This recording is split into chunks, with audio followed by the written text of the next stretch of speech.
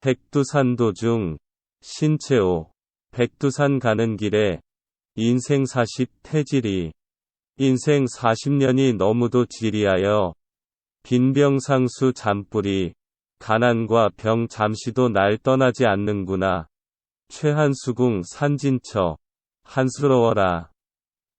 물 다하고 산 다한 곳 임전가곡 영란위 내 마음대로 노래 부르기도 어렵구나. 감상 1. 오세주 독립투사. 신채호는 적과 타협하지 않고 행동하는 독립투쟁을 주장하고 이를 철저히 전개하면서 독립이란 주어지는 것이 아니라 쟁취하는 것이다 라는 명제를 이끌어냈다. 그는 이러한 사상에 근거하여 민족주의 사관을 수립하고 한국 근대 사학의 선구가 되었다. 이 시는 이러한 투쟁과 과업을 직접 몸으로 실천한 과정에서 겪은 작가의 고통스러운 심경의 일단을 보여주고 있다. 기구를 보자. 인생 40 태질이 인생 40년이 너무도 지리하여.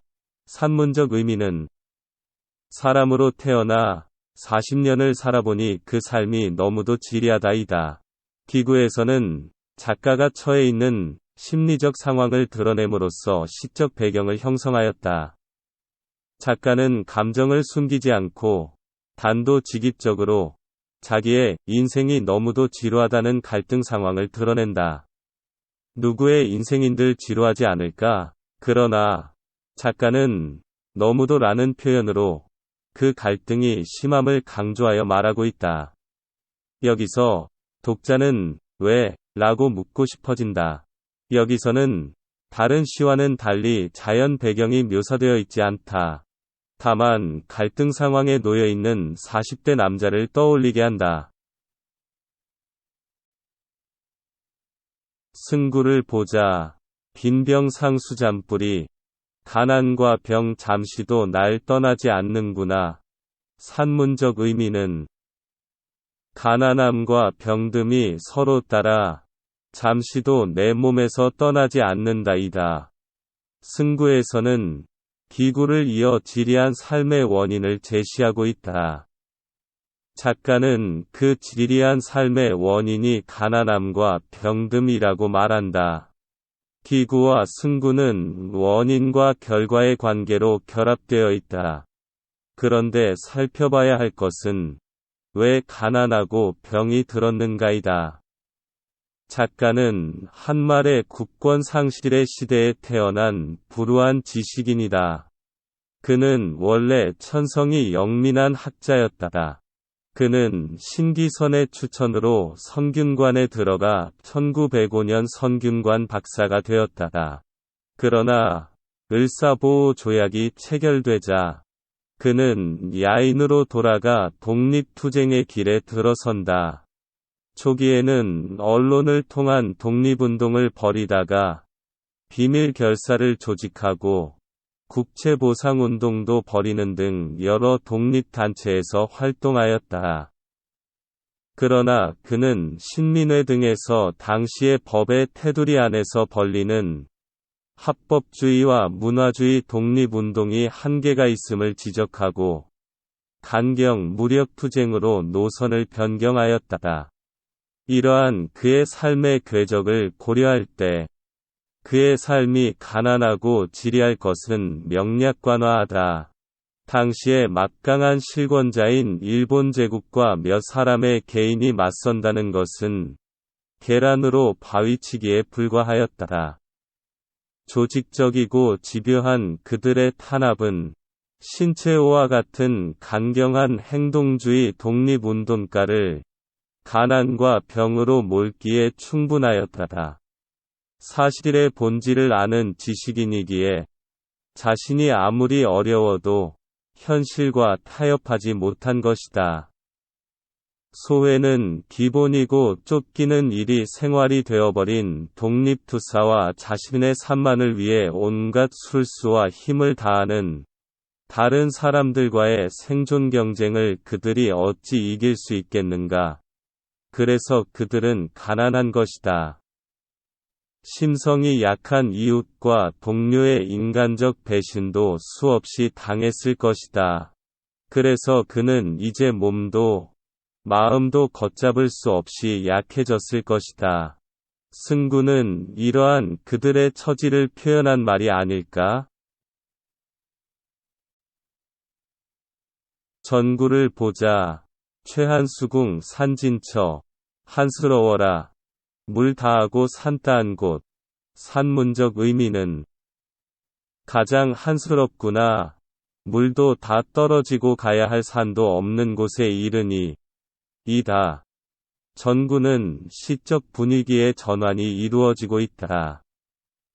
즉 현실의 갈등이 자연물인 백두산이라는 험한 산을 등정하는 문제로 바뀌고 있다. 현실의 갈등이 견딜 수 없을 정도를 커졌을 때 그는 그 해소책으로 백두산 등정에 오른 것이다. 그에게 있어 백두산은 민족이고 침탈받지 않은 신선한 국토의 상징인 것이다. 백두산을 오르는 것은 민족 독립투쟁을 이끄는 그들에게 카타르시스를 주었을 것이다. 백두산 등정은 현실에서 쫓기는 강경파 독립투사들의 다하지 않은 영원한 심적 에너지의 근원으로 작용했을 것이다. 그들의 현실에서의 쫓김은 어떠한 양상이었을까? 신체호를 쫓는 자들은 잔인하고 집요한 침략자 일본과 그 협조 세력일 것이고, 또 다른 사람들은 그들의 탄압에 굴복하여 자신을 배신한 동료들, 그리고 마지막 한 부류들은 한 가족의 생계 때문에 현실적인 힘에 굴복하여 살아갈 수밖에 없는 작가 주변의 친근한 일반 민중들이었을 것이다. 가까운 가족이었을 수도 있다.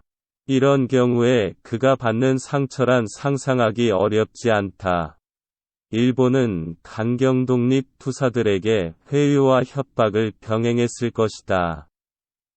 회유되지 않는 강경파 독립투사들에게는 현상금이 걸렸을 것이고, 그들은 무장 공비나 불만 불평 분자로 낙인 찍혔을 것이다.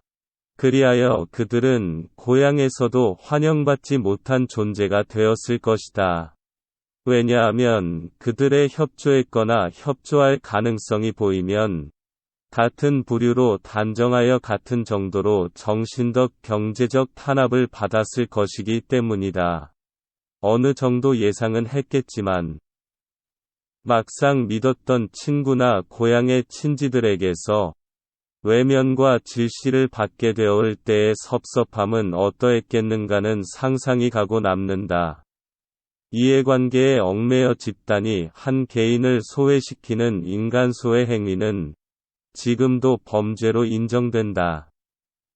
실제로 현대 조직 사회에는 자신의 주장이 지극히 정당하고 우세한데도 집단의 부당한 이익과 배치된다는 이유로 소외를 당한다. 그러한 이유로 소외당한 그들은 보상심리로 더 철저하게 변절하기도 한다. 그렇지 못한 사람은 정신병원 신세를 지거나 자살하는 경우를 흔히 본다.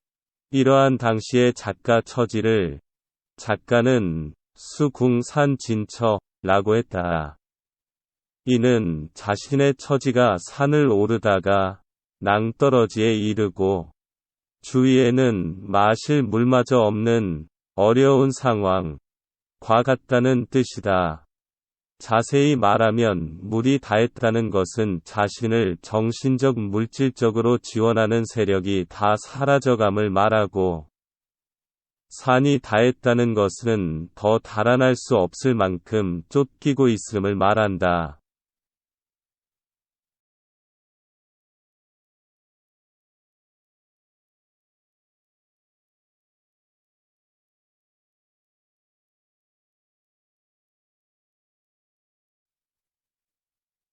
결구를 보자. 임전가고 경란이 내 마음대로 노래 부르기도 어렵구나. 산문적 의미는 나의 속마음에 맡겨 시와 노래 또한 마음대로 하기 어렵도다. 이다. 결구에서 작가의 내면이 드러나고 있다. 작가는 비장한 마음을 토로하고 있다. 아니, 절망하고 한탄하고 있다. 일반적으로 감정의 표현은 사람의 본능과 관련되어 있다. 좋은 일이 생기면 웃고, 불행한 일을 당하면 울고 눈물을 흘린다.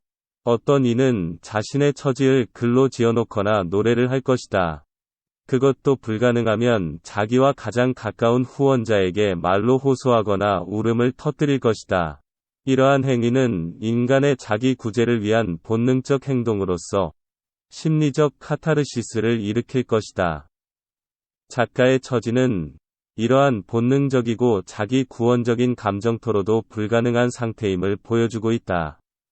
여기서 자기 속마음에 맡겨라는 말은 솔직하게라는 말과 같다. 또 시와 노래는 자기 감정의 표현물을 뜻한다. 또한 하기 어렵다는 것은 표현하기 어렵다는 것이다.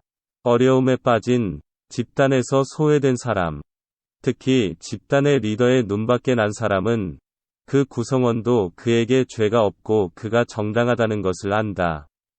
그럼에도 불구하고 그들은 리더의 탄압을 받지 않기 위해 사사건건 소외된 사람을 알아서 구박하는 것이다. 그의 잘못이란 것이 누구나가 저지를 수 있는 사소한 잘못인데도 사람들은 봐라, 저 녀석 그러니까 욕먹지라고 면박하기 일쑤다. 그리고 그가 뛰어난 업적을 이루어도 사람들은 어쩌다가 우연히 그렇게 되었겠지. 누가 도와주었을 거야. 건방지다라는 폄하를 한다. 이렇게 하는 것이 그들의 사는 방법이다. 작가는 아마도 이러한 소외감을 느끼고 있는 상태인 것 같다.